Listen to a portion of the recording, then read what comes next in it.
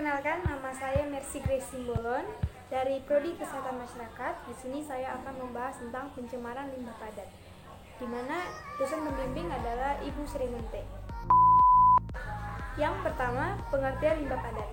Menurut Undang-Undang Republik Indonesia Nomor 32 Tahun 2009 tentang Perlindungan dan Pengelolaan Lingkungan Hidup, limbah padat adalah sisa suatu kegiatan usaha atau kegiatan.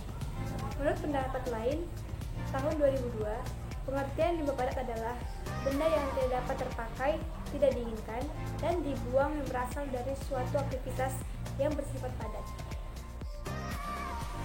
Limbah padat pada umumnya dalam bentuk sisa makanan, seperti limbah padat dapur, daun-daunan, ranting, kertas, plastik, kain bekas, kaleng-kaleng, logam, drum, dan debu sisa penyapuan, dan lain sebagainya.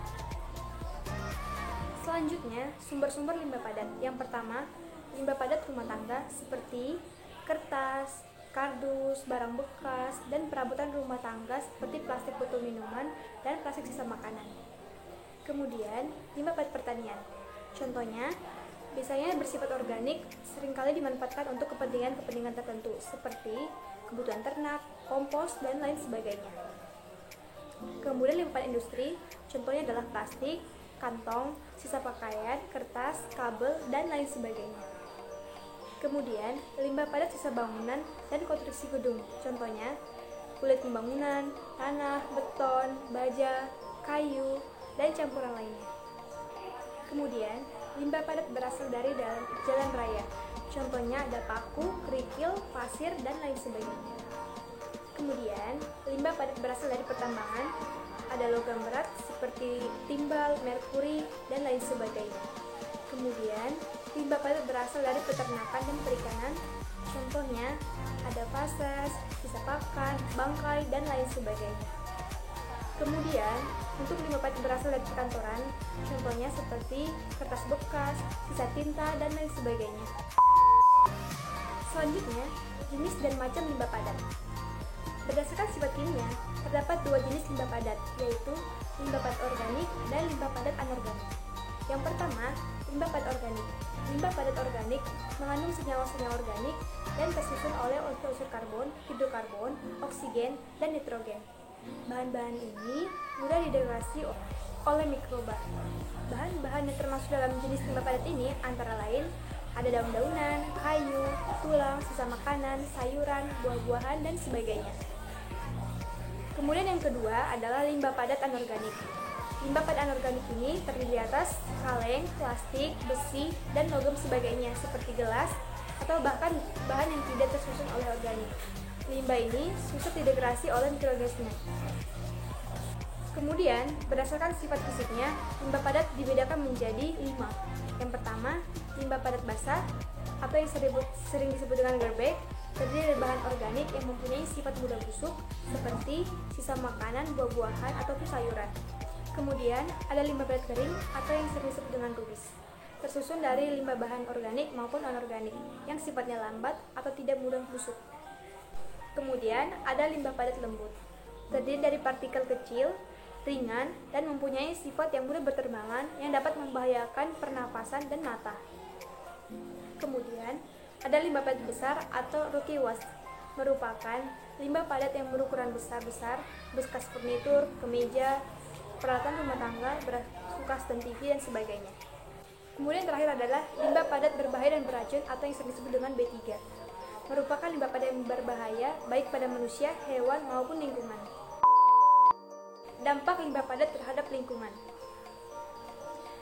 Dampak-dampak yang disebabkan oleh limbah padat antara lain yang pertama, akan menimbulkan atau mengeluarkan zat beracun seperti asam sulfat, H2S, amonia, NH3, CO2, dan lain sebagainya.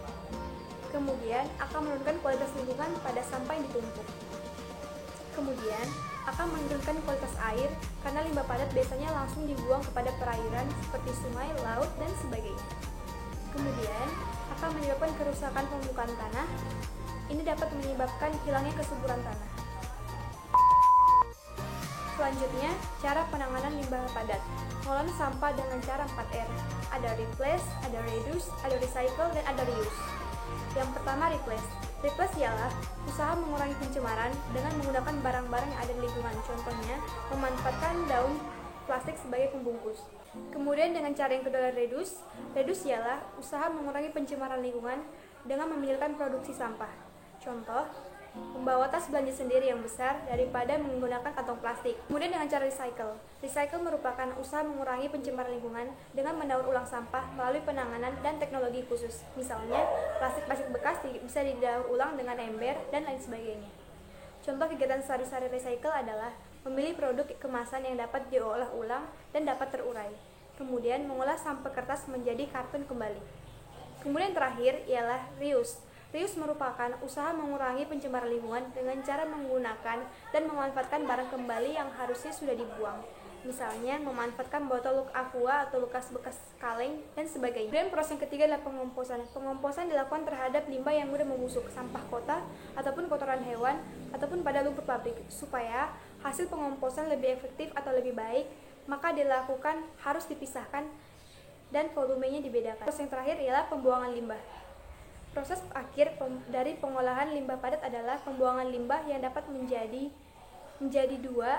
Yang pertama, pembuangan limbah di laut dan pembuangan di darat. Pembuangan di laut. Pembuangan limbah di laut tidak boleh dilakukan pada sembarang tempat dan perlu diketahui bahwa tidak semua limbah padat dapat dibuang ke laut.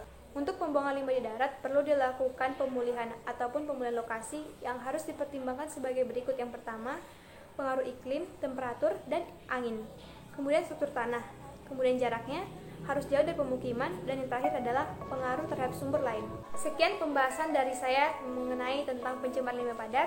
Semoga dapat bermanfaat dan terima kasih.